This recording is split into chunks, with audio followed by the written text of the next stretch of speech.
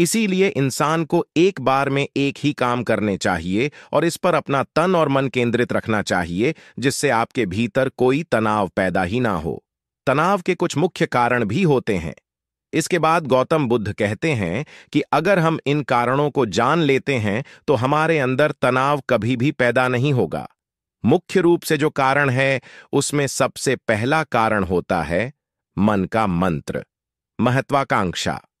महत्वाकांक्षा होना अच्छी बात है, लेकिन कभी आपने गौर किया है कि इंसान के लक्ष्य कभी पूरे नहीं होते, क्योंकि इंसान का कभी कोई एक लक्ष्य होता ही नहीं है। जब इंसान एक लक्ष्य को प्राप्त कर लेता है तो दूसरा लक्ष्य स्थापित हो जाता है, और इसी तरह वह अपने लक्ष्य को पाने के लिए गोल गोल घूमता रहता है। इसीलिए जो इंसान ज्यादा महत्वाकांक्षा होता है, जिसे बड़े बड़े लक्ष्य प्राप्त करने होते हैं, वह वर्तमान में कभी नहीं जी पाते। उसका मन हमेशा भविष्य की योजनाएं बनाता रहता है, और बस उसका शरीर वर्तमान में होगा, उसका मन भविष्य में होगा, और इन दोनों की दूरी की वजह से उस आदमी में तनाव पैदा हो जाएगा। इस पर वो आदमी कहता है कि हे बुद्ध, तो क्या आदमी को अपना लक्ष्य नहीं बनाना चाहिए?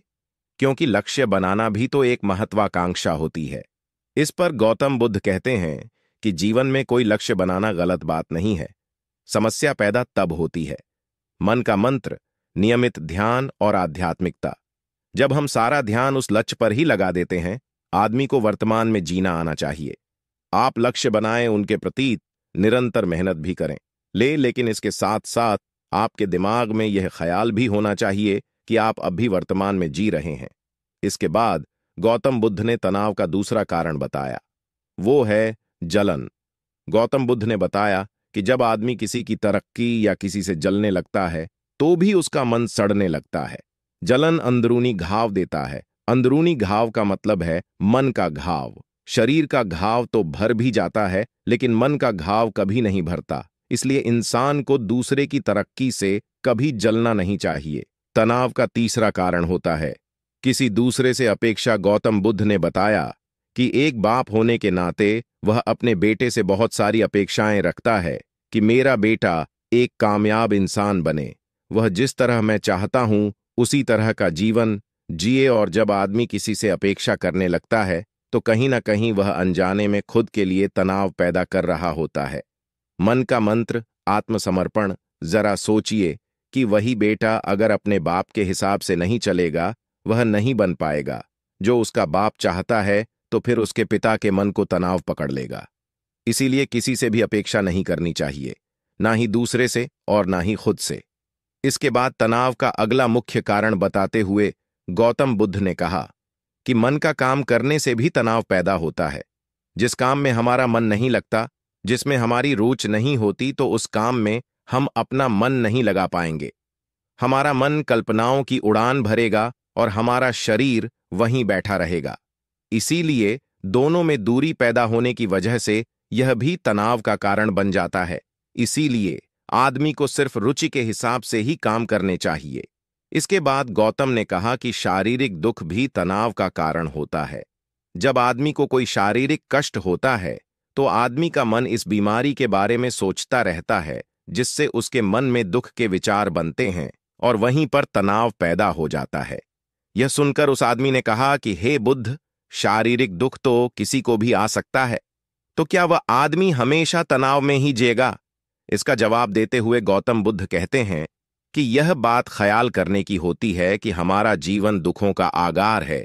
जैसे जैसे हमारी उम्र बढ़ती है, वैसे वैसे बीमारियां आती हैं, दुख आते हैं, और एक दिन मौत भी आ जाती है। बीमारियां जीवन का अभिन्न हिस्सा है।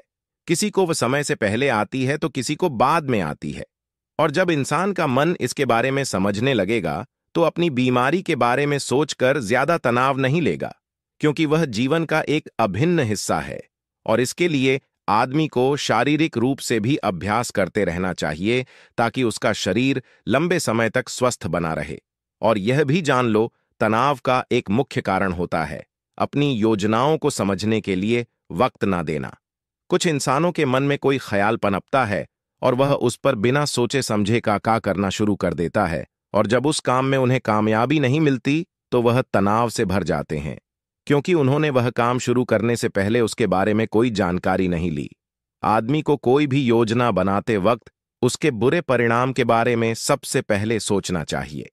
हमें यह सोचना चाहिए कि अगर यह योजना कामयाब नहीं हुई तो फिर मैं क्या करूंगा, और इसीलिए अपनी योजनाओं को समझने के लिए पूरा वक्त देना चाहिए ताकि कि भविष्य में उस काम के प्रति कोई तनाव पैदा ही ना हो। और सबसे आखिरी कारण जो तनाव का होता है वह होता है मन का मंत्र। ज्यादा सोचना, लगातार सोचते रहना भी एक बीमारी होती है और इसको दूर करने के लिए आदमी को ध्यान करना चाहिए। यह सुनकर उस आदमी ने हाथ जोड़ते हुए गौतम बुद्ध से पूछा कि हे बुद्ध, मेरा बेटा तो अभी मात्र 23 साल का है और उसमें इतनी समझ भी नहीं है कि वह इतनी सारी बातों का एक साथ अनुसार कर सके। कृपया करके तनाव मुक्त करने का कोई आसान सा मंत्र बता दे।